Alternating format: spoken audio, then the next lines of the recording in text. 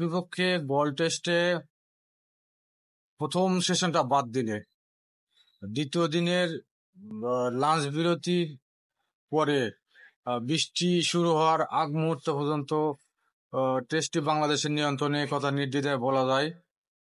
শেষ পর্যন্ত বাংলাদেশ বৃষ্টি শুরু হওয়ার আগ মুহূর্ত পর্যন্ত 4 উইকেটে 423 রান করেছে। অধিনায়ক শান্ত আউট হয়েছেন 148 রানে। শান্ত এবং মুশফিকের মধ্যে 264 রানের একটা পার্টনারশিপ, বড় একটা পার্টনারশিপ আমরা পেয়েছি। তারপর লিটন দাস ক্রিজে আসেন। লিটন দাস এবং মুশফিকুর রহিম দুজনে মিলে 114 রানের একটা জুটি, অবিচ্ছিন্ন জুটি এখনো রয়েছে। এই মুহূর্তে মুশফিকুর রহিমের রান 153 এবং লিটন দাস অপরাজিত আছেন